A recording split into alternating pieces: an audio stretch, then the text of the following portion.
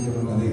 தயவு செய்து நாங்கள் கண்களை மூடினவர்களாய் இந்த வார்த்தைக்கு நேராக நாம் போகும்போதாவது ஜெபம் கொள்வோமாக. எங்களை நேசிக்கிற நல்ல தெய்வமே, ஆசீர்வதிக்கப்பட்ட ஒரு நல்ல நாளுக்காக நன்றி. நம்முடைய பிள்ளைகளுடைய சம்மதத்தில் வந்து உங்களுக்கு செலுத்த வேண்டிய கனநிதி மகிமையை செலுத்தி நாமத்தை ஆண்டவர் உயர்த்தினோம், போற்றினோம், ஆராதித்தோம், நன்றி சொன்னோம், துதித்தோம். இப்பொழுது நீங்கள் எங்களோடு பேசுகின்றதான ஒரு பகுதியப்பா, இந்த வார்த்தைகள் எங்கள் வாழ்க்கைக்குள்ளே வரட்டும். நல்ல இடத்தில் விழுந்த ஒரு விதையை போல இந்த வார்த்தை எங்கள் வாழ்க்கையில் விழுந்து அது 30, 60, 100 இயேசுவின் நாமத்தினால் பலனை கொடுக்கும்படியாக நான் ஜெபிக்கிறேன். கர்த்தருடைய ஆவியானவர் சகல சத்தியத்துக்குள்ளும் நாங்கள் நடத்தும்படியாக இந்த கரங்களுக்கெல்லாம் ஒப்பு கொடுத்து, வார்த்தை ஒப்பு கொடுத்து, அடியே ஒப்பு கொடுத்து நீங்க பேசுங்கப்பா, நாங்கள் கேட்கட்டும். இந்த கரங்களுக்கெல்லாம் ஒப்பு கொடுத்து அர்ப்பணித்து இயேசுவின் நாமத்தை ஜெபிக்கிறோம். ஜீவனை கொடுத்து நல்ல பிதாவே, ஆமென், ஆமென், ஆமென். இன்றைக்கு எனக்கு அருமையான தேவனுடைய பிள்ளைகளே, கடந்த நாட்களிலே, கடந்த வாரத்திலே நாங்கள் யோசேப்பு கனிதரும் திராட்சை செடி என்று பார்த்து, புதிய ஏற்பாட்டில் இயேசு கிறிஸ்து சொல்லுகிறார், நானே மெய்யான திராட்சை செடி என்று சொல்லி இயேசு கிறிஸ்து எங்களை ஏற்படுத்தினதான நோக்கத்தினை நாங்கள் 15ஆம் அதிகாரம் 14வது வசனத்திலே ஆண்டவர் ஏன் எங்களை ஏற்படுத்தினார் என்ற நோக்கத்தை கடந்த வாரத்திலே நாம் புரிந்து கொள்ள ஆண்டவர் நமக்கு ஒரு அனுகிரகத்தை உண்டாக்கினார். இன்று மத்தேயு எழுதின சுவிசேஷ புத்தகத்திலே இந்த 3 வசனங்களை நாங்கள் வாசித்து அதற்குள்ளே இருக்கிறதான சில காரியங்களை கற்றுக்கொள்ள கர்த்தருடைய ஆவியானவர் நம் அனைவருக்கும் உதவி செய்வாராக. மத்தேயு எழுதின சுவிசேஷ புத்தகம் 1ஆம் அதிகாரம் முதல் 3 வசனங்களுக்குள்ளே இருக்கிற காரியங்களுடைய தன்மைகளை நாம் புரிந்து கொள்ளும்படியாக வாசிக்க கேட்போம். ஆபிரகாமின் குமாரனாகிய தாவீதின்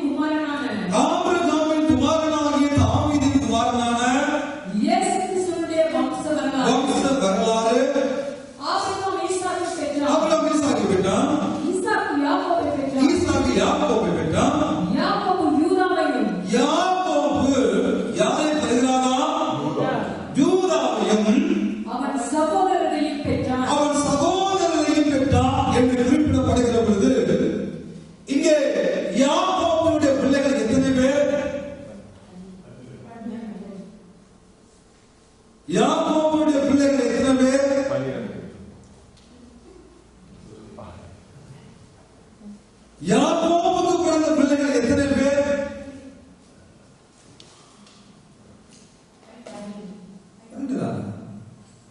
மாத்திட்டாங்களோ? சரி, இப்படி போ. லேயாவுக்கு பிறந்த பிள்ளைகள் எத்தனை பேர்?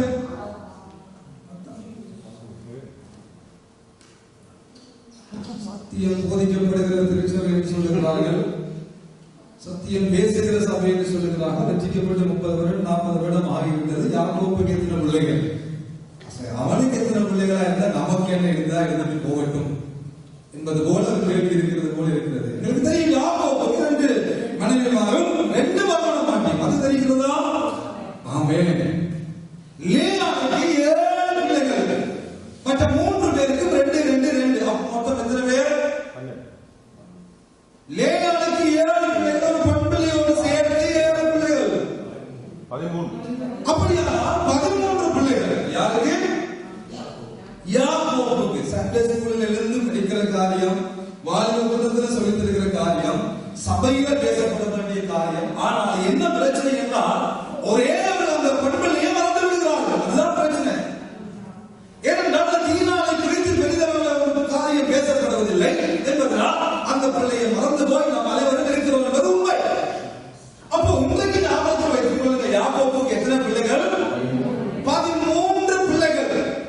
முதல் பிள்ளையாகிய ரூபன், லேயாவுக்கு பிறந்த பிள்ளைகள் அடிப்படையிலே பார்க்கிற பொழுது ரூபன், சிமியோன், லேவி, யூதா, 4வது பிறந்த பிள்ளைகளுடைய பெயரை மாத்திரம் இந்த புதிய ஏற்பாட்டுக்குள்ளே 3வது வசனத்துக்கு உள்ளே ஆண்டவர் எழுதுவாரானால் ஒரு விசேஷத்துவம் இருக்கிறது. பாருங்க 3ஆம் வசனத்தை, 2ஆம் வசனம். ஆபிரகாம் ஈசாக்கை பெற்றான், நம்ம அனைவருக்கும் தெரியும். ஈசாக்கு யாக்கோபை பெற்றான், அதுவும் நம்ம அனைவருக்கும் தெரியும். ஆனால் யாக்கோபு யூதாவையும் அவன் சகோதரரையும்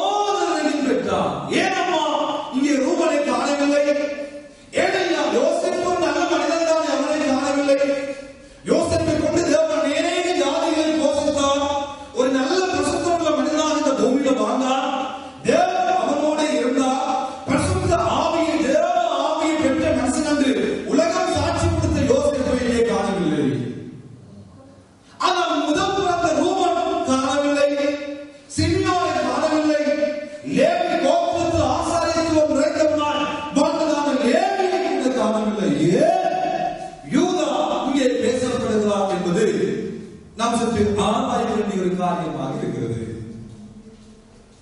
ஏன் யூதா பேசப்பட வேண்டும்? யூதா என்றாலே அவனுடைய பெயருடைய அர்த்தம் ஆதியாகமம் 29ஆம் அதிகாரம் கடைசி வசனம் சொல்லுகிறது, நான் கர்த்தரை துதிப்பேன் என்று சொல்லி லேயா என்ன செய்தார்?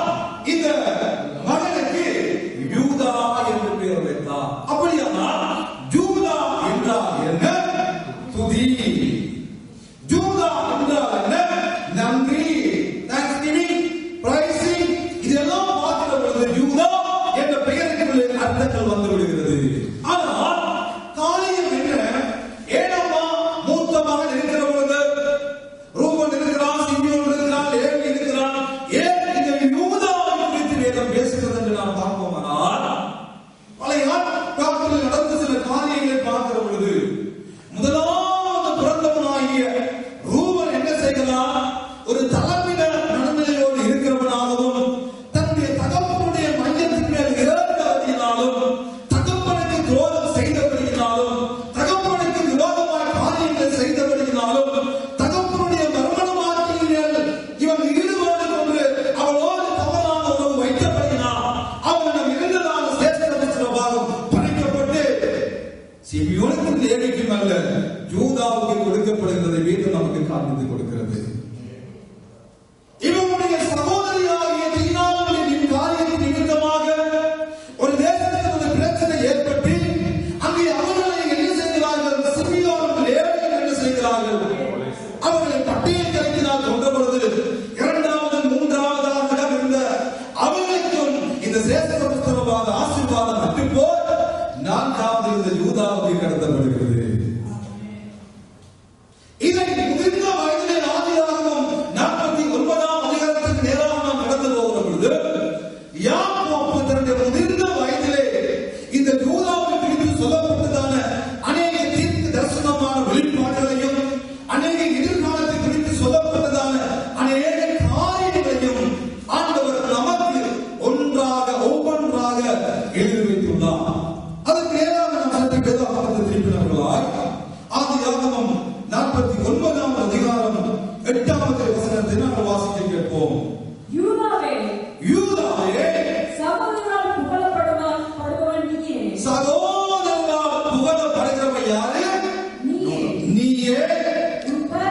உன் கரம் சத்துருக்களுடைய புதரின் மேல் இருக்கும். உன் கரம் எப்பொழுதும் உன் சத்துருக்களுடைய புதரிகளா இருக்கும்.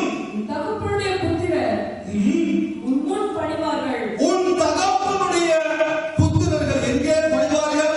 உன் முன் பணிவார்கள். அருமையானவர்களே, பாருங்கள், நீங்கள் சகோதரர்களால் என்ன செய்யப்படுவார்? புகழப்படுவார். உன் சகோதரர்கள் எல்லாரும் என்ன செய்வார்கள்? உனக்கு முன் வந்து பணிவார்கள். முதலாவது ரூபனுக்கு செல்ல வேண்டிய ஆசீர்வாதம் இங்கே நான்காவதாக பிறந்ததான யூதாவுக்கு இந்த ஆசீர்வாதம் கடந்து போகிறது. நீ எல்லாரும் புகழப்படுவாய், நீ எல்லாரும் கனப்படுத்தப்படுவாய், நீ உன் சகோதரர்களால் கனப்படுத்தப்படுவாய், புகழப்படுவாய். உன் சகோதரர்கள் எல்லாரும் உனக்கு முன்பாக பணிவார்கள். உன்னுடைய கரம் எப்பொழுதும் சத்துருக்களின் விதைகள் களத்துதான் இருக்கும். யாருக்கும் பயப்பட வேண்டிய அவசியம் இல்லை, யாருக்கும் பயப்பட மாட்டார்.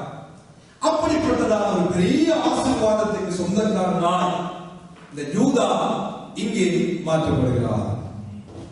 ஆனால் யூதாவுடைய வாழ்க்கையை சற்று திரும்பி பார்க்கிற பொழுது அவருடைய குடும்ப வாழ்க்கையை நாம் சற்று ஆராய்ந்து பார்த்தால் யூதாவுடைய வாழ்க்கையில 3 பிள்ளைகள் பிறக்கிறார்கள். ஒன்று மற்றது ஓனா, மற்றது சேரா என்ற 3 பிள்ளைகளுக்கு சொந்தக்காரனாக யூதா மாற்றப்படுகிறார். அந்த ஆசீர்வாதத்தை பெறுகிறார். காலம் போகிறது, பிள்ளைகள் வளர்கிறார்கள். பிள்ளைகள் வளர்கிற பொழுது பெற்றோருடைய கடமை என்ன? அவர்களுக்கு ஏற்ற காலத்தில் திருமணங்களை செய்து வைக்க வேண்டும். அந்த பொறுப்பை தன்னகத்தை எடுத்துக்கொண்ட மனிதனால் இந்த யூதா என்ன செய்கிறார்? முதலாவது பிறந்ததான ஏர் என்பவனுக்கு தாமார் என்ற ஒரு பெண்ணை திருமணம் செய்து வைக்கிறார். காலம் போகிறது, குழந்தை பிறக்கவில்லை, பிள்ளைகளும் பிறக்கவில்லை. யூதாவுடைய மூத்த மகனாக ஏறி மறைத்து போகிறார். இப்பொழுது தகவல் பார்க்கிறார், எப்படியாவது அவர் விதவையாக விட்டாலே அவனை வீட்டுக்கு அனுப்பாமல் இரண்டாம் மகனாகிய ஓனானை திருமணம் செய்து வைக்கும்படியாக ஓனானை இந்த தாமாருக்கு திருமணம் செய்து வைத்த பொழுது அவன் தகையினுடைய மனைவிக்கு பிள்ளை என் மூலம் பிறக்கக்கூடாது என்பதற்காக ஒரு தவறான காரியத்தை செய்தபடியால் ஆண்டவர் என்ன செய்கிறார்? ஓனானை அடித்து கொலை செய்கிறார். இப்பொழுது யூதாவுடைய 2 பிள்ளைகள் இறந்து போய்விடுகிறார்கள். இப்பொழுது சேராவை திருமணம் செய்து கொள்ள தகவல் யோசிக்கிறார். ஏதோ தெய்வ குற்றம் இருக்குதோ நமக்கு தெரியவில்லை. முதலாவது கல்யாணம் கட்டி கொடுத்தவன் மூத்த மகன் ஏதை இழந்து விட்டேன். இரண்டாவது மகனை திருமணம் செய்து கொடுத்த பொழுது ஓனானை நான் இழந்து விட்டேன். அவர் இவனையும் கடைசியாக இருக்கிற சேராவை திருமணம் செய்து கொடுத்தான். அவனும் இறந்து விடுவான் என்ற ஒரு பயத்தில் மாமா நல்லதார் மகனை பார்த்து, நீ போய் ஒரு வீட்டுக்கு போயிரு, என் கடைசி பிள்ளை ஒரு பெரியவனாய் வளர்ந்து வரும் வரைக்கும் வளர்ந்து வந்தால் என்பதாக நான் உனக்கு திருமணம் செய்து தருகிறேன், நீ போ ராசாத்தி என்று சொல்லி மாமா யூதா என்ன செய்கிறார்? மருமகளை அவருடைய தகப்பன் வீட்டுக்கு அனுப்பி விடுகிறார். அவளும் வீட்டில் இருந்து பார்த்துக் கொண்டே இருக்கிறார். எப்படியாவது என் மாமா கூப்பிட்டு தன் மகனை எனக்கு தருவார் என்று. காலம் செல்ல செல்ல செல்ல மாமா தருகிறது போல ஒரு உணர்வும் இல்லை, அதை பற்றி சிந்தனையும் இல்லை. சேரா வாழ்ந்து பெரியவனாகவும் மாறிவிட்டார். அப்பொழுது என்ன செய்கிறார்? இந்த யூதா தன்னுடைய ஆண்டுகளை மயிர் கத்தரிக்க இடத்திலே போகிற வழியிலார் இந்த வழியிலே போகிறார் என்பதை அறிந்த மருமகள் ரகசியமாக வேறு மாதத்திலே வேறு உடலில் வந்து அந்த போற வழியில நீர் கட்டளையில இருந்த பொழுது மாமனாகிய யூதா தன்னுடைய மனைவி இழந்து விட்ட நிமித்தமாக கொஞ்ச நாள் கவலைப்பட்டு விட்டு கடந்து போகிற பொழுது காரியம் நடக்கிறது. பார்க்கலாம், ஒரு விபச்சார ஸ்திரீ ரோட்டில் இருக்கிறார் என்று புரிந்து கொண்டு அவள் விபச்சாரி என்பதை புரிந்து கொண்டு தன்னுடைய மருமகள் என்பதை அறியாமல் மாமா என்ன செய்கிறார்? தன்னுடைய மகளாகிய மருமகளாகிய தாமாரோடு உறவு கொண்ட ஒரு அவலட்சணமான காரியத்தை ஆண்டவர் நமக்கு எழுதியுள்ளார். காலம் செல்கிறது. 2 பிள்ளைகள் இந்த தாமாருக்கு பிறக்கிறார்கள். செய்தி வருகிறது, இப்படி மாமனாருக்கு ஒரு செய்தி என்ன? உங்களுடைய மருமகள் கர்ப்பவதியாக்கி விட்டார். அப்பொழுது மாமாக்களின் கோபம் அவளை வெளியே கொண்டு வாருங்கள், அவளை அடிக்க வேண்டும், அவளை அடிக்க வேண்டும், அவளை கொலை செய்ய வேண்டும் என்று காரியம் கங்கணம் கட்டி போன பொழுது அவள் அந்த இடத்திலே மாமனோடு செய்த தவறான உறவின் அடிப்படையில் அந்த நேரத்தில் அவள் 3 அடையாளங்களை மாமனம் என்று பெற்றுக் கொண்டார். அது நன்மைக்கு ஒரு மோதிரம், ஒரு ஆரம், ஒரு தடி, இது 3ஐயும் அவர் வாங்கி வைத்து விட்டார். இப்பொழுது மாமா இறைத்தின்படியாக வருகிறார். மருமகள் அன்று 3 மாதத்துக்கு முன்பதாக வாங்கியதான பொருட்களை கொடுக்கிறார். இது யாரிலிருந்து வாங்கப்பட்டதோ இவர்தான் என்னோடு இந்த காரியத்தை செய்தார் என்று தெளிவுபடுத்துகிற பொழுது யூதா புரிந்து கொள்கிறார்.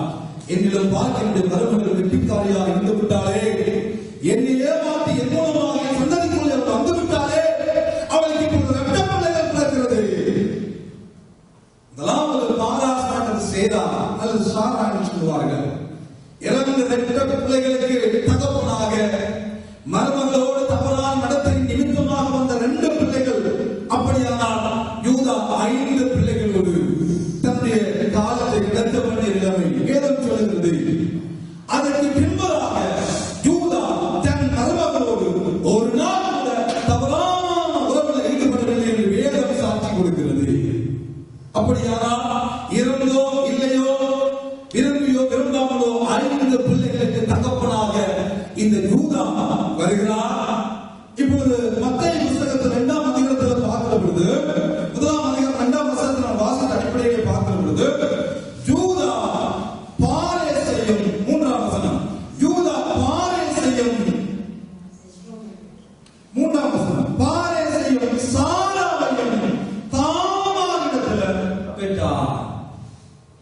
பாரேசையும் சாராவையும் எங்கே பெறுகிறார்? தாமாரிடத்தில். யார் இந்த தாமார்? மருமகனிடத்தில் பெறுகிறார். அருமையானவர்களே, இங்கே வேதம் சொல்லுகிறது, நீ உன் சகோதரரால் புகழப்படுவாய், உன் சகோதரர் உன்னோடு வந்து பணிவார்கள், உன் கரம் எப்பொழுதும் உன் சத்துருவின் விடவையின் மேல இருக்கும். தீர்க்க தரிசனமாக இப்பொழுது முதிர்ந்த வயதில் யாக்கோபு யூதாவை பார்த்து இந்த 49ஆம் அதிகாரத்தில் சொல்லுகிற அழகான ஒரு தீர்க்க தரிசனம். ஆண்டவர் இந்த யூதாவை குறித்து ஒரு நோக்கத்தை உடையவராக இருக்கிறார். ஆண்டவர் இந்த யூதாவை குறித்து ஒரு கரிசனை உள்ளவராகவே இருக்கிறார். விரும்பிலோ விரும்பாமோ தவறுகள் வாழ்க்கையில் நடப்பது வாழ்க்கையில உண்மை. அவன் தெரியாமல் மருமகள் என்று தெரியாமல் தன் சொந்த மருமகளோடு தவறாக உறவு கொண்டு விட்டது உண்மைதான். நான் வேதம் சொல்லுகிறது, ஒரே ஒரு தடவை அவன் புத்தி உள்ளவர்களால் நடந்தபடினால் இவன் ஏமாற்றப்பட்டு விட்டான் என்ற காரியத்தினை வேதம் நமக்கு எழுந்த பொழுது தகவலுடைய தீர்க்க தரிசனம் என்ன? உன் சத்துருக்கள் இருக்கும். உன் சத்துருக்கள் உன் கையில் இருக்கும். அதனால தீர்க்க தரிசனம் பிரியமானவர்களே, இது எப்போ நடக்கிறது? இது எங்கே நடக்கிறது என்று பார்க்கிற பொழுது இந்த யூதா கோத்திரத்தின் மூலமாக உருவாக்கப்பட்ட யூதாவின் சந்ததியில, யூதாவின் பரம்பரையில ஒரு மனிதன் வருகிறான். அந்த மனிதனுக்கு பேர் தாவீது. அந்த தாவீது புது சமஸ்த இஸ்ரவேலுக்கு ராஜாவாக 40 ஆண்டுகள் சமஸ்த இஸ்ரவேலுக்கு ராஜாவாக தாவீது ராஜா ஆட்சி புரிந்த காலப்பகுதியில் இந்த தீர்க்க தரிசனம் சங்கீதம் 18ஆம் சங்கீதத்திலே 40ஆவது வசனத்தை நீங்கள் வாசித்து பார்க்கிற பொழுது இப்பொழுது யாக்கோபு சொல்லுகிறதான இந்த சம்பூர்ணமான தீர்க்க தரிசனம் நிறைவேறுவதை ஆவியானவர் எனக்கு உங்களுக்கு எழுதி வைத்துள்ளார். 18வது சங்கீதம் 40ஆம் வசனத்தை வாசிக்க கேட்போம். நான் பகைஞரை சங்கரிக்கும்படியாக என் சத்துருக்களின் பிடரியை எனக்கு ஒப்புக் கொடுத்தீர். உன் சத்துருக்களுக்கும் உன் கை எங்கே இருக்கும்? உன் கை உன் சத்துருக்களின் பிடரியில் இருக்கும். யூதாவை குறித்து ஆண்டவர் யாக்கோபின் மூலம் ஒரு பெரிய தீர்க்க தரிசனம். ஆனால் தீர்க்க தரிசனம் தாவீதுடைய வாழ்க்கையில, அதே சந்ததியில, அதே பரம்பரையில, அதே வழிபோக்கில வருகிறதான தாவீது இதை தீர்க்க தரிசனமாக சொல்லப்பட்ட அந்த வார்த்தை அப்படியே சொல்லுகிறார். எவ்வளவு அழகான தெய்வம் பாருங்க, எவ்வளவு அழகான தெய்வம் நம்ம கொண்டு பிரியமானவர்களே. அன்பு தம்பி சொன்னா எனக்கு ஆண்டவர் சிங்கனில சொன்ன தீர்க்க தரிசனம் ஆண்டவர் நிறைவேற்றுகிறார். அதுதான் நம்முடைய ஆண்டவர். அதுதான் நானும் நீங்களும் ஆராதிக்கிற தெய்வம். அவர் சொல்லி போட்டு மாறி சொல்லிட்டேன் என்று சொல்லி மனம் மாறுகிறவர் அல்ல. சொல்லி போட்டு நான் சொல்லல என்று சொல்லுகிறவரும் அல்ல. அவர் சொல்லியும் செய்யாமல் இருக்கிற தெய்வம் அல்ல. அவர் மனம் மாறுகிற கடவுள் அல்ல. அவர் சொன்னதை அப்படியே வாழ்க்கை செய்து முடிக்கிற ஆண்டவராய் இன்றும் அவர் இருப்பதற்கு இந்த முதலாவது தீர்க்க தரிசனம் நிறைவேறுவதை நாங்கள் பார்க்கலாம்.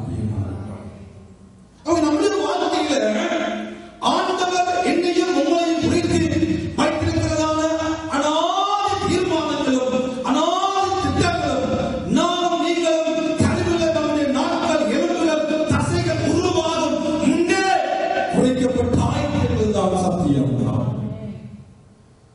ஆண்டவர் நம்மை குறித்து ஒரு பெரிய திட்டத்தை இந்த உலகத்தில் நமக்கு வைத்திருக்கிறார்.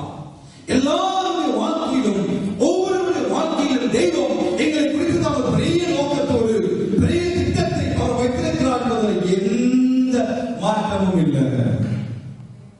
எந்த மாற்றமும் இல்லை. பாத்ரூம் இருக்கிற பொழுது இந்த வார்த்தையை தியானத்தில் கொண்டிருக்கிற பொழுது இந்த காலை வேளையில் இதெல்லாம் ஊழியக்காரர்களுக்குள்ள வந்தார். அழகான ஒரு பாட்டை பாட்டில் வந்தார். கருவுருவாகும் முன்னே ஏதோ நல்ல அழகான பாட்டு, புது நல்ல பாட்டு இருக்கு. அதுக்கு பாடுகிறேன்.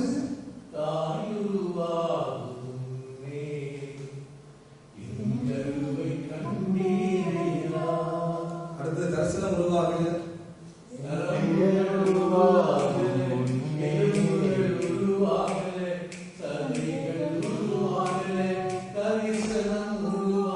இதுதான் நம்முடைய ஆண்டவர், இதுதான் நம்முடைய தெய்வம்.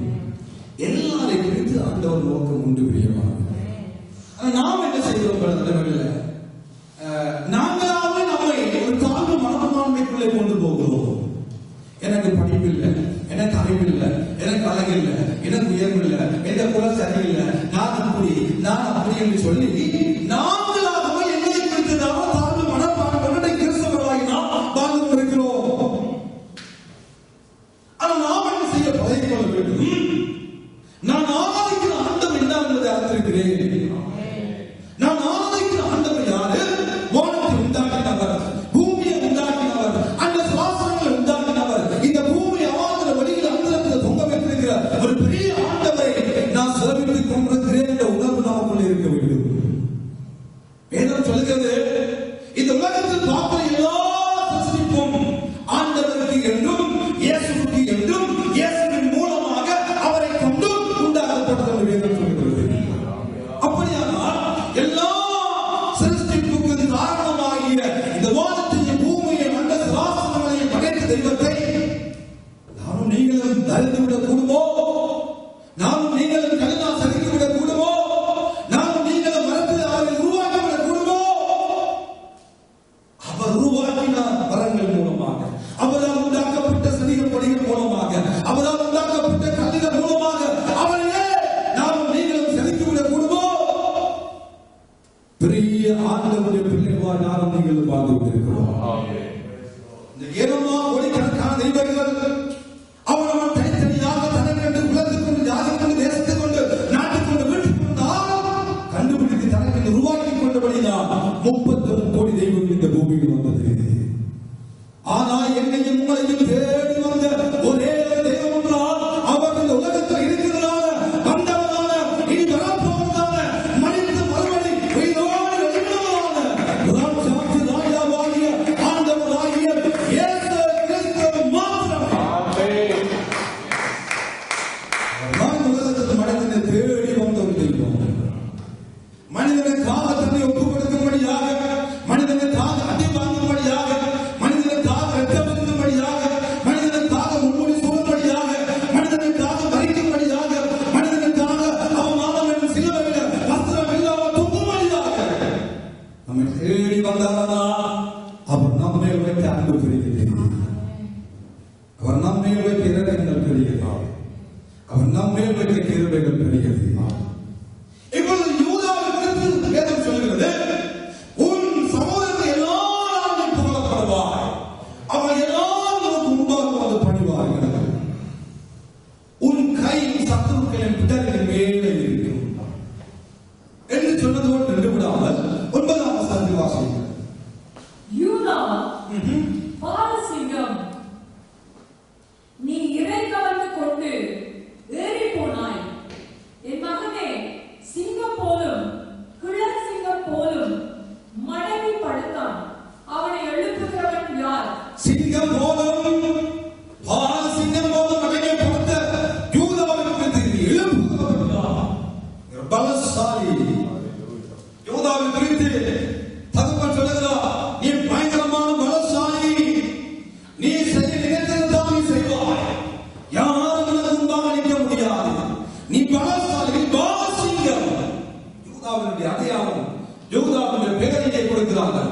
சிங்கம் சொல்லுங்க, சிங்கம் சிங்கம். சில நேரத்தில் அநேக சிங்கங்கள் தங்களுடைய பலவீனம் என்றால் அசிங்கமாக மாறுகிறார்கள், அது வேறு. ஆனால் சிங்கம் தேவனுடைய பிள்ளைகள் சிங்கம். சிங்கம், நீ மடங்கி படுப்பாயானா, நீ படுத்திருப்பாயானா ஒருவரும் எழுக்க முடியாது, அசைக்க முடியாது, நீ பயங்கரமானவன். வெளிப்படுத்தின விசேஷத்திலே 5ஆம் அதிகாரத்திலே 5ஆவது வசனத்திலே இன்னும் ஒரு சிங்கத்தை வேதம் நமக்கு அடையாளப்படுத்துகிறது. வாசியுங்கள். அப்பொழுது மூப்பர்களில் ஒருவன் என்னை நோக்கி நீ அழ வேண்டாம், இதோ யூதா கோத்திரத்து சிங்கமும் தாவீதின் வேறுமானவர் புத்தகத்தை திறக்கவும் அதில் 7 முத்திரைகளை உடைக்கவும் ஜெயம் கொண்டிருக்கிறார். ஹல்லேலூயா.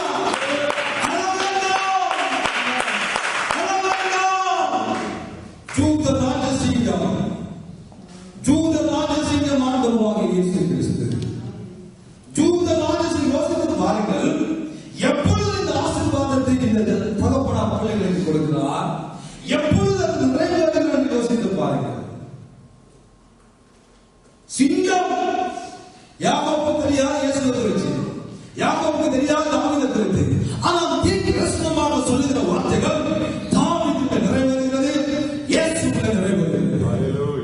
நீ பாலசிங்கம் யாரும் அசைக்க முடியாது, நீ படுத்து தூங்குவாய் யாரும் அசைக்க முடியாது. இயேசுவை குறித்ததான வெளிப்பாட்டை யோவானில் எழுதுகிற பொழுது அழ வேண்டாம், அழ வேண்டாம். நாம் ஆராதிக்கிறவர் அசிங்கமானவர் அல்ல, சிங்கத்தை ஆராதிக்கிறோம். நாங்கள் ஆராதிக்கிற ஒரு சாதாரண கல்லு மண் அல்ல, ஜீவனுள்ள தேவனாகிய தெய்வம். ஜீவனுள்ள கல்லு, மூளைக்கு தலைக்கல்லானவர். யார் அந்த கல்லில் மோதுகிறானோ அவன் தான் இல்லாம போவான் ஒழிய அந்த கல்லை அசைக்க முடியாது, அந்த கல்லை இடமாற்ற முடியாது, அந்த கல்லுக்கு எதிராக போராட முடியாது. ஏனென்றால்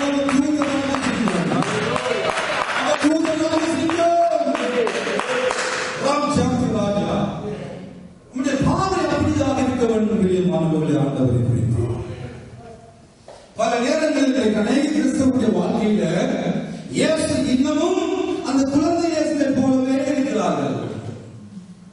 இன்னும் அநேகருடைய வாழ்க்கையில இயேசு இன்னமும் அந்த கருத்துல குருசை போட்டு அதில் இயேசு கிறிஸ்து தொங்கிக் கொண்டிருக்கிற மாதிரி உருவத்தை வடித்து இன்றைக்கு அநேகருடைய வாழ்க்கையில இயேசு இன்றைக்கு ஒரு பரிதவிக்கப்பட்ட சாமியை போல, பரிதவிக்கப்பட்ட வெள்ளக்கார சாமியை போல, பரிதவிக்கப்பட்ட ஒரு கடவுளை போல இப்படியே பார்த்துக் கொண்டு இதால ரத்தம் வரும், இதால ரத்தம் வரும், இதால தண்ணீர் வரும், இப்படியே உருவத்தை செய்து கழுத்துல தொங்க விட்டுக் கொண்டிருக்கிற கிறிஸ்தவர்கள் இயேசுவை அப்படியே பார்க்கிறார்கள். சிலருடைய வாழ்க்கையில் இயேசு குழந்தை இயேசு, சிலருடைய வாழ்க்கையில் இயேசு கழுத்துல தொங்குற மரித்த இயேசு. ஐயா ஆண்டவர் சொன்னார், மரித்தேன் உண்மைதான், ஆனாலும் நான் உயிர் சத்தால் தாழ்மையும் உயிரோடு இருக்கிறேன். உயிரோடு இருக்கிற தெய்வத்தை நாம் நீங்களும் தொழுது கொண்டிருக்கிறோம் என்ற உணர்வு நம் அனைவருக்கும் முதலாவது இருக்கிறது. அதுதான் இங்கே சுருபம் இல்லை, அதுதான் இங்கே கல்லினா மனதிலே கையில வரையப்பட்ட எந்த ஒரு பலனும் இல்லை, எந்த ஒரு விக்கிரமும் இல்லை. அவர் உயிரோடு இருக்கிறார். நமக்குள்ள வாசம் பண்ணுகிற தெய்வம், நம்மை தேடி வந்த ஒரு தெய்வம், நமக்காக பெரிய காரியங்களை செய்த தெய்வம்.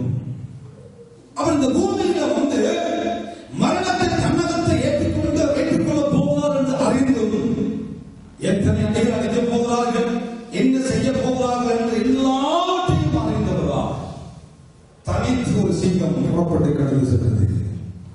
அடிக்கிற போறீங்களா, கசையடியா அடிங்க, முன்மடியா சூடுங்க, வசனத்தை கிழக்கு சீட்டு போட்டு எல்லாரும் விற்க போறீங்களா, பீங்க, காலை துப்ப போறீங்களா, துப்புங்க. நாம் அந்த நோக்கத்தை எவனாலும் மாற்ற முடியாது. எதற்காக இந்த பூமிக்கு கடந்து வந்தேனோ அந்த திட்டத்தை, அந்த நோக்கத்தை, அந்த விருப்பத்தை இந்த ரோம சாம்ராஜ்யம் மாற்ற முடியாது.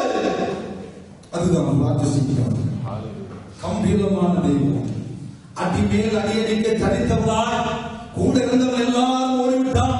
கட்டி பிடித்து மார்பில சார்ந்து உமக்கு நடக்க கூடாது என்று அழகாக நேசித்தவர் ஓடிவிட்டார்.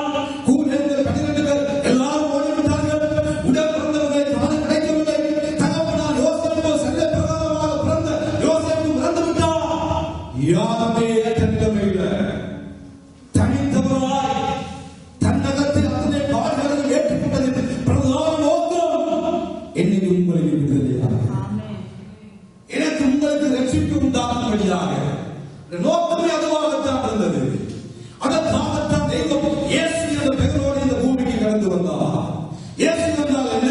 அவர் தமது ஜனங்களின் பாவங்களை நீக்கி அவர்களை ரட்சிக்கிறார் என்ற பெயரோடு ஒரு தெய்வம் இந்த பூமிக்கு கடந்து வருகிறார். மனிதனாக நம்மை விடுக்கும்படியாக, நமக்கு ரட்சிப்பு உண்டாகும்படியாக, அது எப்பேற்பட்ட பாடுகள் அதற்கு முன்பதாக நடத்தப்பட்ட பொழுது அவர் எல்லாவற்றையும் தகர்த்தெறிந்த தூத சிங்கமாய் தனித்தவராய் கொஞ்சம் மலையில அந்த மதியான வேளையில தனித்தவராய் 2 கல்லறை நடுவில் அவர் ஒரு கல்லனை போல சாபமுற்ற தன்னகத்தை ஏற்றுக்கொண்டு சிலுவையாகி சாபமான சிலுவையில என் தெய்வம் பெற்று சிறந்தார். எனக்காக, உங்களுக்காக அவர் செய்த தியாகத்தின் மேன்மையை நாம் மறக்க கூடுமோ?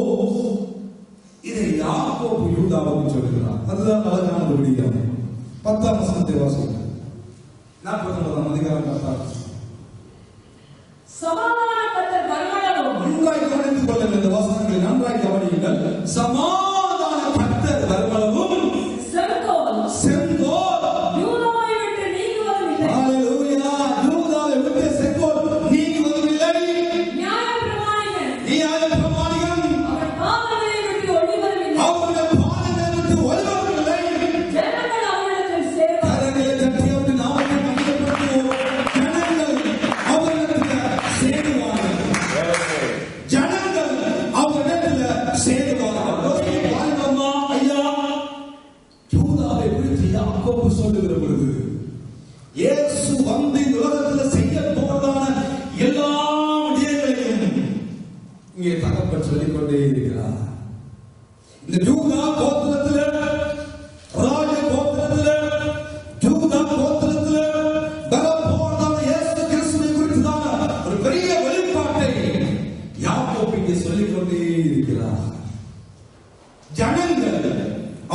அவரிடத்துல சேர்க்கப்படுவார்கள்.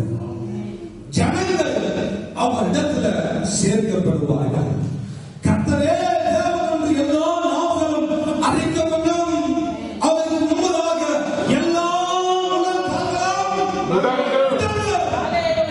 ஹalleluya. ஒரு நாள் உலகம் சாட்சி கொடுக்கும், அவர்தான் தெய்வம், அவர்தான் மெசியா, அவர்தான் இரட்சகர் என்று உலகம் சாட்சி கொடுக்கும். இன்றும் சாட்சி கொடுத்துக் கொண்டே இருக்கிறது.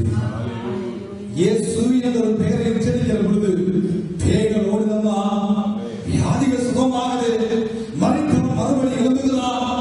ஏனென்றால் அவருக்கு முன்பதாக எந்த அறிவும், எந்த ஞானமும், எந்த ஞானமும், எந்த அறிவும் அவருக்கு முன்பதாக நிற்க முடியாது.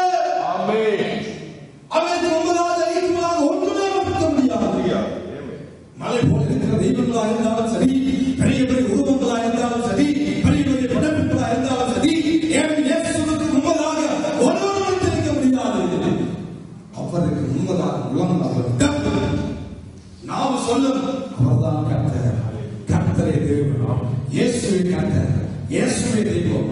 இதில் இருக்க நம்மை ஒரு திருப்பி பார்க்கலாம். குலத்தை கொண்டு கட்டி இருந்தோம், கோத்திரத்தை கொண்டு கட்டி இருந்தோம், சொல்லுவார் சாதி கொண்டு கட்டி வச்சிருந்த கோவில்களை எத்தனையோ காரியங்கள் நாம் செய்து கொண்டிருந்தோம். ஆனா நம்முடைய முழங்கால்கள் முடங்கியது அவருக்கு முன்பாக. நம்முடைய முழங்கால் அழைக்க வேண்டியது அவரே கர்த்தர், அவரே பரிசுத்தர், அவரே உன்னதமான சிங்காசனத்தில் வீற்றிருக்கிறவர், அவரே தேவன் என்று நாங்கள் அறிக்கை பண்ணி அவரை துதிக்கிறது போல ஒரு நாள் வருகிறது. எல்லா முழங்கால்களும் இயேசுவுக்கு முன்பதாக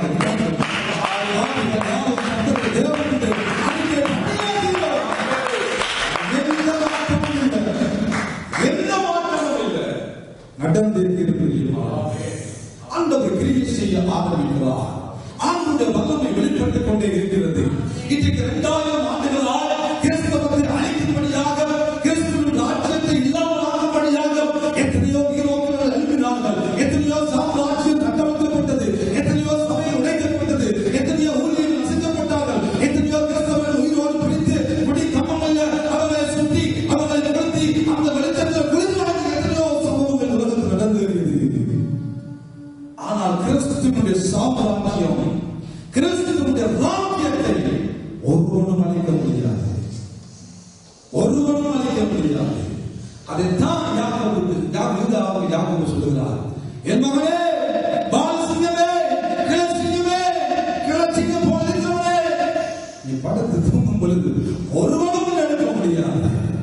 அதற்காக நானும் இயேசுடைய பார்வையில நானும் யூத சிங்கம் என்று பெட்ஷீட் எடுத்து போட்டுக் கொண்டு படுத்து தூங்காதீங்க, நானும் சிங்கம் என்று சொல்லி எழுப்ப தூங்காதீங்க. எழுப்ப முடியாத ஆசீர்வாதம் இதுதான் நமக்கு தேவையான சொல்லி சொல்லக்கூடாது. ஆனாங்க அதனால தேவனுடைய பிள்ளைகளே யோசித்து பாருங்கள், வேதம் எவ்வளவு ஒரு மகத்துவமானது, சத்தியம் எவ்வளவு உண்மையானது. நீங்க தப்பி வாசிக்கிற பொழுது 96வது சங்கீதத்தில் கடைசி வசனம் எனக்கு பிடித்த ஒரு வசனமாக இருந்தது. அந்த வசனத்தை நான் வாசிப்போம். 96வது சங்கீதத்தில் கடைசி ஒரு வசனம், அவர் வருகிறார், அவர் வருகிறார், பூமியின் நியாயத்தோடும் அவர் பூலோகத்தின் நீதியோடும் ஜனங்களை சத்தியத்தோடும் நியாயம் தீர்க்க என் தெய்வம் வருகிறார். என் தெய்வம் வருகிறார். அவருடைய 1000 ஆண்டு அரசாட்சியை இந்த பூமியில நகரும்படியாக என் தெய்வம் வருவார்.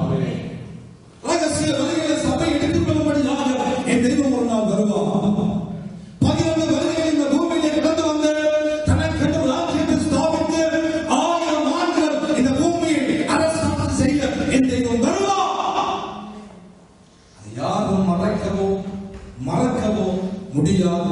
என் தேவ ஜனமே, யாரும் மறக்க முடியாது, யாரும் மறைக்க முடியாது. நான் என்ன சொல்ல வருகிறேன், யூதா என்றால் துதிக்கிறவர், யூதா என்றால் கர்த்தரை துதிப்பேன் என்று சொல்லி அந்த லேயா தன் மகனுக்கு யூதா என்ற பெயரை வைத்தார் என்று வேதம் சொல்லுகிறது.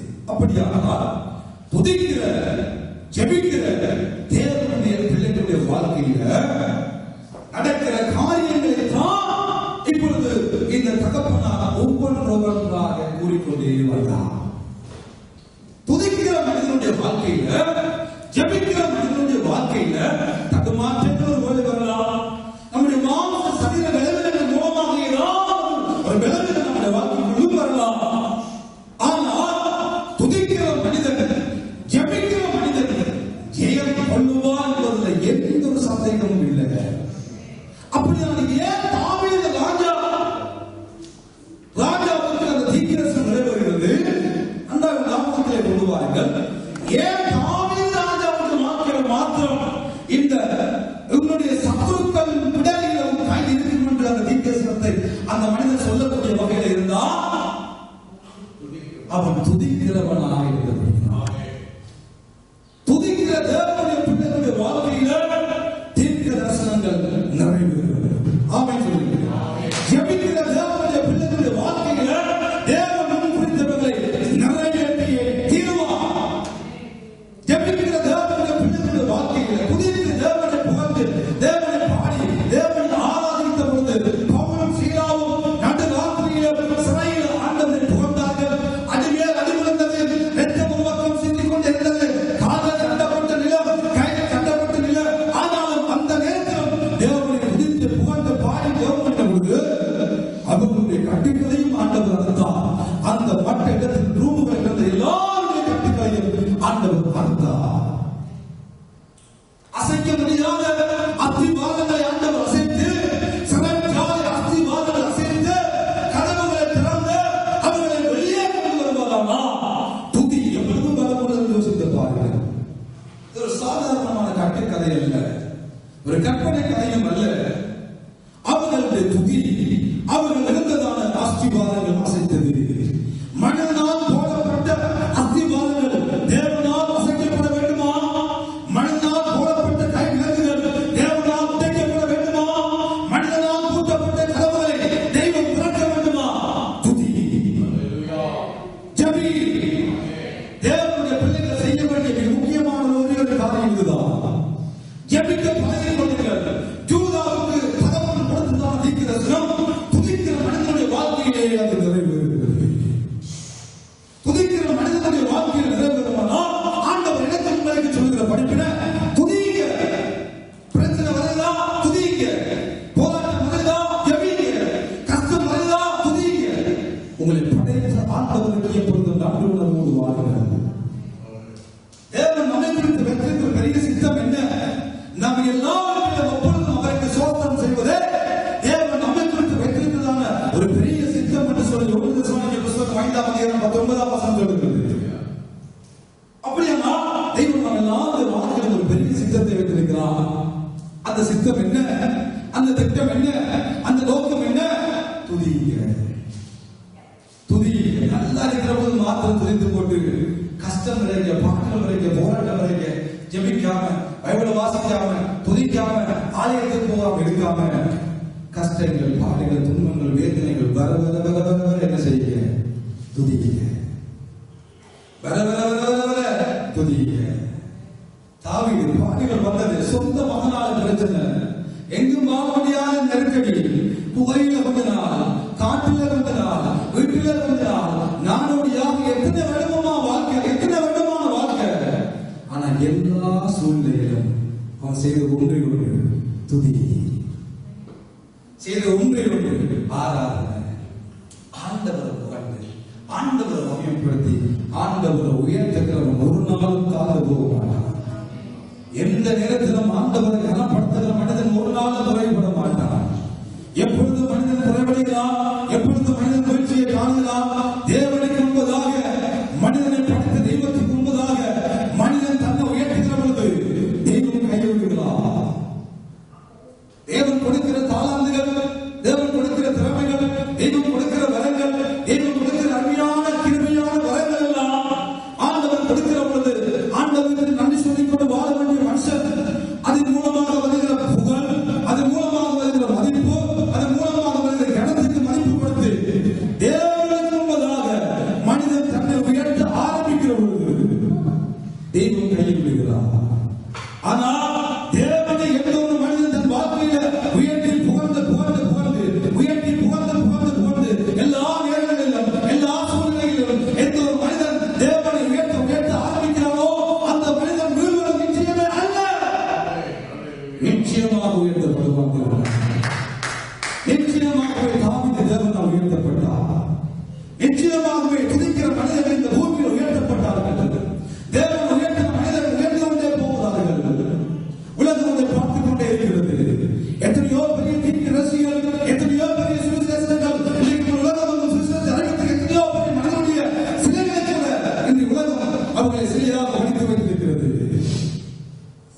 ஏனென்றால் தேவன் உயர்த்தின மனிதன் விழுந்ததாக சரித்திரம் இல்லை. தேவன் உயர்த்தின மனிதன் ஒரு நாள் தாழ்ந்ததாக சரித்திரம் இல்லை. தேவன் உயர்த்தின மனிதர்கள் தேவனால் கனப்படுத்தப்பட்டார்கள், தேவனால் உயர்த்தப்பட்டார்கள், தேவனால் புகழப்பட்டார்கள். தெய்வம் அவர்கள் வாழ்க்கையில வைத்ததான எல்லா தீர்மானங்களையும் திட்டங்களையும் விருப்பங்களையும் வாக்குத்தத்தங்களையும் அவர்களுடைய வாழ்க்கையில நிறைவேற்றியே தீருவார். எந்த மாற்றமும் இல்லை பிரியமானவர்களே. சாதாரணமான மனிதர்களாகி நாங்களே யாராவது வந்து பிரதர் நீங்க நல்ல வடிவா இருக்கிறீங்க, சிஸ்டர் உடுப்பு நல்ல வடிவா இருக்குது, நீங்க நல்ல அழகா வடிக்கிட்டு வந்திருக்கிறீங்கன்னு சொல்லுகிற பொழுது எங்களுடைய மனம் எப்படி சந்தோஷமா இருக்கிறது. திரும்பி வளர்த்த கிழமை அந்த சிஸ்டர் அந்த பிரதர் வந்து எனக்கு சொல்ல மாட்டாரோ என்ற வேட்டம் அவங்கள இருக்கிறது. ஆமா இல்லையா? அவங்களோட நம்முடைய ஆக்டிவிட்டி இருந்து கொண்டுதான் இருக்கிறோம். யாராவது பார்த்து என்ன நீங்க முகமெல்லாம் ஒரு மாதிரி இருக்குது, நீங்க அடுத்ததான பவுண்டேஷன் நேர்மையில கொஞ்சம் கொஞ்சமா வெளியில வருது என்று சொன்னா யாராவது அந்த கிழமை போயிட்டு சொல்ல கிடைப்பீங்களா? போகவே மாட்டார். பிரசவம் கூட சொல்ல மாட்டார். நம்முடைய வாழ்க்கையில ஆண்டவரையும் நாம் அப்படி வைத்துக் கொள்ள பழகுவோம். எப்படி? எல்லா சூழ்நிலைகளிலும் ஆண்டவர் நல்லவர், நீங்க நல்லவர் ஆண்டவரே, நீங்க வல்லவர் ஆண்டவரே, நீங்க உயர்ந்தவர் ஆண்டவரே, உண்மை போல யாரும் இல்லை, இப்படிப்பட்ட நடத்தி கொண்டு வாரீங்க, எல்லா சூழ்நிலையும் என்னோடு வாரீங்க, என் நெருக்கம், என் கஷ்டம், என் துன்பம், என் பாடி எல்லா சூழ்நிலைகளும் என்னோட வாரீங்கப்பா என்று சொல்லி சொல்லி அவருக்கு நன்றி சொல்லி அவரை உயர்த்த உங்கள் வாழ்க்கையில ஆரம்பிங்கள் பிரியமானவர்களே. அது நிச்சயமாக ஒரு நாள் நம்முடைய வாழ்க்கையில் உயர்வு உண்டாகும். ஆமென். யூதாவை துதிக்கிறவர்கள், இந்த யூதாவுக்கு சொன்னதான தீர்க்க தரிசனம் துதிக்கிறவனாகிய தாவீது வாழ்க்கையில நிறைவேறியது. அதே போல இயேசு கிறிஸ்து இந்த பூமியில வந்த பொழுது அவர் இருந்த காலங்களில் அவர் அடிக்கடி சாயங்காலமான பொழுது மலைக்கு ஏறி போனார், ஜெபிக்க போனார். யாரு? இந்த வானத்தை படைத்த தெய்வம், வானத்தை பூமியை படைத்த தெய்வமே என்ன செய்தார்? பிதாவோடு உறவு தனித்துவமாக பேணப்பட வேண்டும் என்பதற்காகவே அடிக்கடி மலைக்கு போய், அடிக்கடி ஜெபிக்க போய், அடிக்கடி பிதாவோடு பேசிக் கொண்டிருந்தபடியால் தேவ சித்தத்தை சம்பூர்ணமாக பிதாவு சித்தத்தை தெய்வம் நிறைவேற்றி எல்லா நாமங்களுக்கும் மேலான நாமத்தை பிதா இயேசுவுக்கு கொடுத்து உயர்த்தி இன்றைக்கு சிங்காசனத்தில் வீட்டிற்கு பண்ணியது போல நம்முடைய வாழ்க்கையில மாநில தீர்க்கதரிசனம் நிறைவேற்ற வேண்டுமா? துதியுங்கள், ஜெபியுங்கள், எல்லா நேரங்களிலும் ஜெபிங்க, துதிங்க, ஆண்டவர் உயர்த்துங்க. அப்பொழுது தெய்வம் நம்மை உயர்த்துவாராக. ஆமென், ஆமென். யூதாவுக்கு துதி. எல்லா சந்தர்ப்பங்களிலும் துதிக்கிற தேவ பிள்ளைகளாய் நாங்கள் வாழ்ந்து தேவனுடைய ஆசீர்வாதங்களை பெற்றுக்கொண்டு நம்முடைய வாழ்க்கையில ஆண்டவர் சொன்ன எல்லா தீர்க்கதரிசனங்களும் எல்லா வாக்குத்தத்தங்களும் நிறைவேற எங்களை அர்ப்பணித்து ஒப்பு கொடுத்து நாங்கள் வாழ்வோம். ஆமென். ஆண்டவர் தாம் ஒவ்வொரு நிறைவாக ஆசீர்வதித்து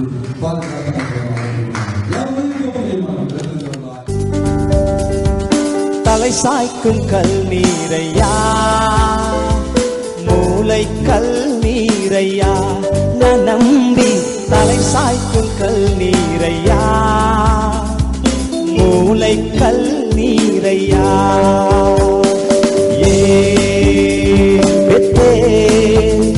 இது வானத்தின் வாசல், என் ஏசையா ஆசீர்வாதத்தின் வாசல்.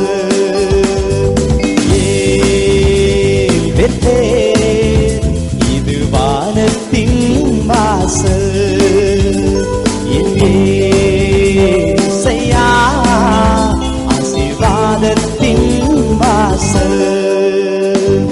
தலை சாய்க்கும் கல் நீரையா, மூளை கல் நீரையா, நான் நம்பி தலை சாய்க்கும் கல் நீரையா, மூளை கல் நீரையா.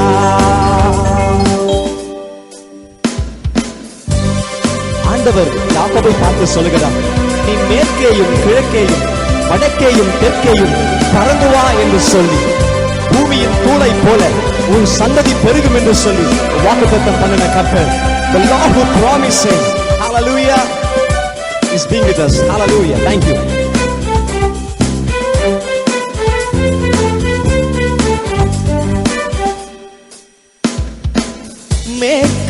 கிழக்கு வடக்கு தெற்கு பரம்புவா என்றீரே. பூமியின் மூளை போல் சந்ததி பெருகும் என்று வாக்குரைத்தீரே. மேற்கு கிழக்கு வடக்கு தெற்கு பரம்புவா என்றீரே. பூமியின் மூளை போல் சந்ததி பெருகும் என்று வாக்குரைத்தீரே. சொன்னதை செய்யும் அளவும் என்னை கைவிடவே மாட்டீ.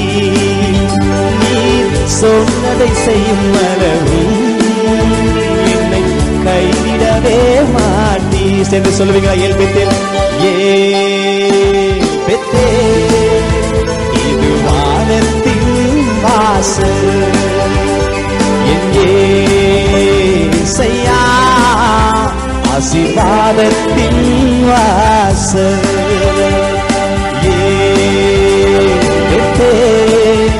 இது வானத்தின் வாசல். என் ஏசையா ஆசீர்வாதத்தின் வாசல்.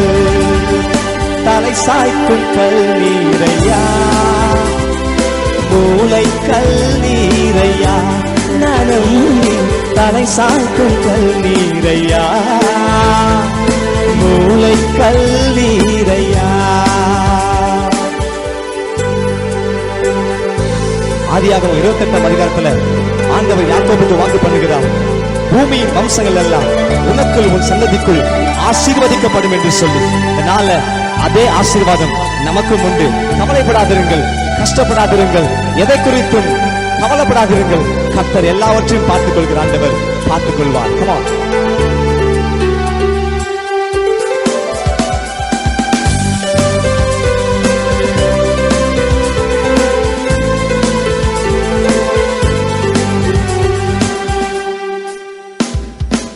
பூமியின் வம்சங்கள் உனக்குள் உன் சந்ததிக்குள் ஆசீர்வாதிக்கப்படும் என்று ஆசீர்வாத வாய்க்காலாக என்னை மாற்றினீரே. பூமியின் வம்சங்கள் உனக்குள் உன் சந்ததிக்குள் ஆசீர்வாதிக்கப்படும் என்று ஆசீர்வாத வாய்க்காலாக என்னை மாற்றினீரே. சொன்னதை செய்யும் அளவும் என்னை கைவிடவே மாட்டீ. நீர் சொன்னதை செய்யும் அளவும் என்னை கைவிடவே மாட்டீ. ஏல் பெத்தேல் சொல்லுவோமா? ஏல் பெத்தேல், இது வானத்தின் வாசல். என் ஏசையா ஆசீர்வாதத்தின் வாசல். ஏல் பெத்தேல், இது வானத்தின் வாசல். என் ஏசையா ஆசீர்வாதத்தின் வாசல். தலை சாய்க்கும் கல்நீரையா, மூளை கல்நீரையா, நம்பி தலை சாய்க்கும் கல்நீரையா, மூளை கல்நீரையா. தன் தகப்பன் வீட்டுக்கு திரும்பும் வரையில ஆண்டவர் யாக்கோபை கைவிடவில்லை, அவனை கனப்படுத்தினார் என்று வேதம் சொல்கிறது. இன்னைக்கு நாமும் எந்த சூழலில் இருந்தாலும் சரி, எந்த நிலைமையில் இருந்தாலும் சரி, நாம் ஆண்டவர் சமூகத்தில் திரும்பி வருகிற வரையும் அவருடைய கை நம்மை விடுவதில்லை. சந்தோஷமாய் பாடுவோமா?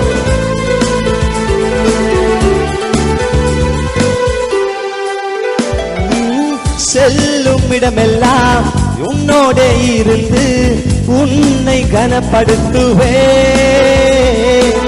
தகப்பன் தேசத்துக்கு திரும்பும் வரையில் உன்னை காப்பாற்றுவே. செல்லும் இடமெல்லாம் உன்னோடு இருந்து உன்னை கனப்படுத்துவே. தகப்பன் தேசத்துக்கு திரும்பும் வரையில் உன்னை காப்பாற்றுவே. சொன்னதை செய்யும் அளவும் உன்னை கைவிடவே மாட்டேன். நீ சொன்னதை செய்யும் அளவும் என்னை கைவிடவே மாட்டேன். Come on, join together and say it with it. Bethel, இது வானத்தின் வாசல். என் இயேசையா, ஆசீர்வாதத்தின் வாசல். பெத்தேல், இது வானத்தின் வாசல். என் இயேசையா, ஆசீர்வாதத்தின் வாசல். மூளைக்கல் நீரையா, நரம்பி தலை சாய்க்கும் கல்லீரையா. மூளைக்கல் நீரையா. சரி சொல்லுவோமா?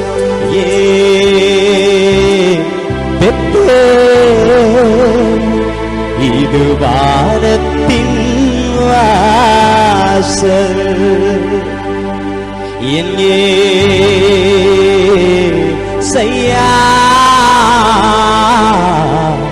ஆசீர்வாதத்தின் வாசல். பரலோகத்தின்